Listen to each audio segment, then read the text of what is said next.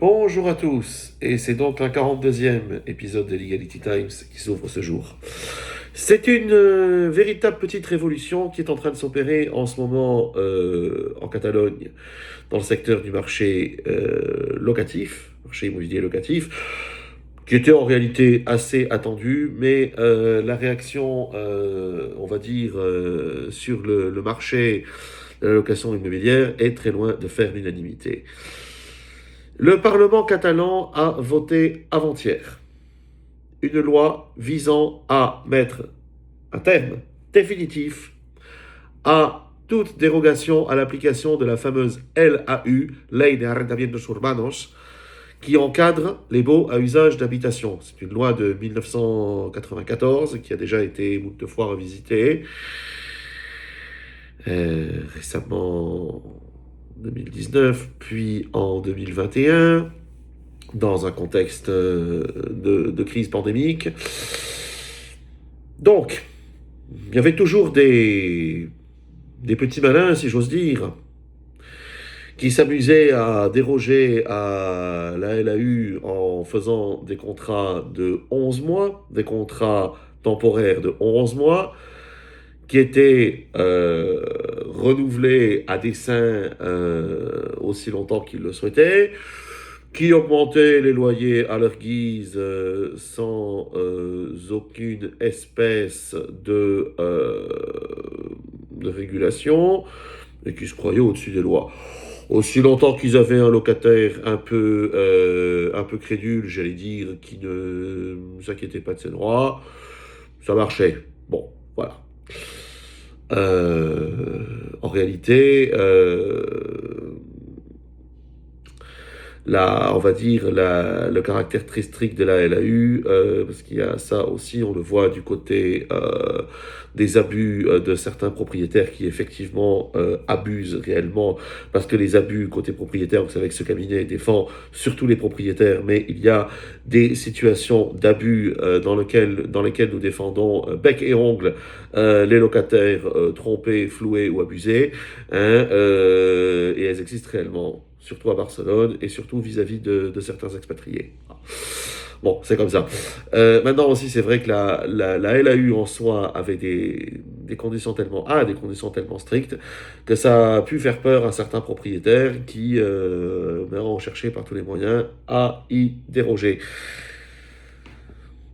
Aujourd'hui, alors la situation n'était ni légale ni illégale, c'était illégal. Bon, voilà, c'était toléré autant qu'on n'était pas retoqué, jusqu'à ce qu'on puisse être retoqué devant un tribunal par un juge qui puisse considérer qu'effectivement, s'il y avait eu renouvellement, 11 plus 11 faisant 22, on était à plus de 12 mois et que la LAU devait s'appliquer. Aujourd'hui, ça devient illégal de signer un contrat, y compris de courte durée, qui déroge à la LAU.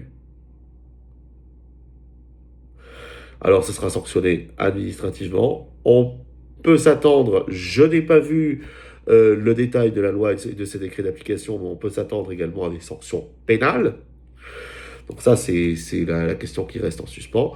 Aujourd'hui, tout contrat, sauf si sa durée est inférieure à 30 jours et cumulatif, qu'il est bien mentionné dedans que ce n'est pas un contrat d'habitation, mais que c'est bel et bien un contrat touristique dont la fin est programmée à telle date, et encore une fois, il faut que ce soit moins de 30 jours.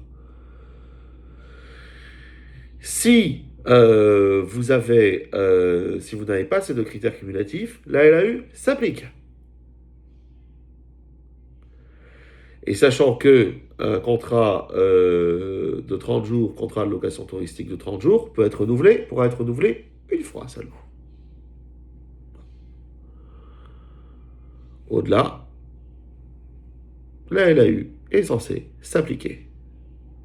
C'est dur, mais quelque part, ça peut se comprendre. Parce qu'il y avait tellement d'abus que ça peut effectivement l'entrée en vigueur de cette loi, qui au reste a été appuyée par la gauche. Hein. Vous savez que je suis tous un fantôme de gauche, mais là j'avoue qu'à un moment donné, il fallait frapper fort et il fallait légiférer. Bon. Sont visés également les contrats de sous-location avec les fameux co-living. Sont visés également les locations de chambres avec un plafonnement de loyer qui s'applique. Bref, toute espèce de bail ayant vocation à mettre à disposition du locataire un lieu dans lequel il vivra sera soumis à la LAU, tout simplement. Donc, je ne sais pas si la chose sera aussi contre-productive qu'a été l'application obligatoire de la LAU dès le 12e mois, ou bien si effectivement on va s'attendre à un véritable changement et à la fin d'une pratique abusive généralisée. Le tout, c'est bien sûr les moyens de contrôle. Hein. Tout va résider dans les moyens de contrôle dont disposeront les municipalités. La ville de Barcelone, maire socialiste, Jaume Collboni, n'a pas attendu l'application de la loi pour mettre en œuvre. Il y a déjà des contrôles assez drastiques qui sont faits, qui rappellent un petit peu les contrôles anti-location touristique qui étaient faits du temps où le mauvais sujet, Ada Colau, était, c'est-à-dire Anne Hidalgo, en 15 fois pire, était maire de Barcelone. Bon, voilà, reste à savoir la véritable utilité de la mesure. Bon, on en pense ce qu'on voudra. Hein. C'est vrai que la LAU est très protectrice des droits du locataire. C'est vrai que elle enferme quelque part le propriétaire dans des obligations qui ne l'encouragent pas, ne sont pas du tout faites pour l'encourager à mettre son bien en location dans les clous de la loi. Maintenant, à un moment donné, voilà, Duralex, c'est Lex. À un moment donné,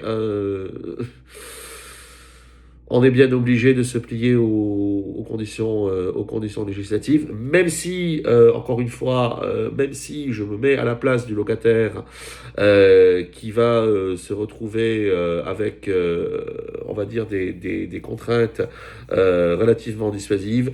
Les pratiques abusives sont telles sur le marché, en particulier en Catalogne et en particulier à Barcelone. Les pratiques abusives sont telles qu'à un moment donné, il fallait légiférer. Voilà. Alors, et des partis de droite comme le PP et Vox hurlent au charron. Ce que je peux comprendre aussi. Hein. Voilà. Votre bien, vous en faites ce que vous voulez, il est à vous. Bon. Mais voilà, on est tellement. J'ai publié il y a peu un podcast de lutte qui parlait de la lutte contre les marchands de sommeil. Malheureusement, tellement de pratiques abusives se sont développées qu'à un moment donné, il fallait au moins un titre symbolique. Ah, il fallait légiférer. Maintenant, reste à voir la portée pratique de cette loi. Pour ma part, je reste assez sceptique. Mais voilà, sachez que la petite entourloupette des 11 mois, du contrat de 11 mois renouvelable à sa guise et renouvelable à souhait et modulable à souhait, c'est fini. Je vous souhaite sur ces bonnes entrefaites de bonnes fêtes de Noël. Je dis bien fête de Noël et de Nouvel An. Les laïcards qui m'imposeront le terme fête de fin d'année iront se rhabiller. Voilà, j'ai d'ailleurs Monsieur le Père Noël qui se joint à moi pour vous souhaiter tout le meilleur du monde. Et je vous retrouve pour un nouveau podcast à la rentrée, le 4 janvier. À tout bientôt, portez-vous tous bien. Joyeux Noël et bonne année 2026. Tous mes voeux, plein de bonnes choses. À tout bientôt, à la rentrée.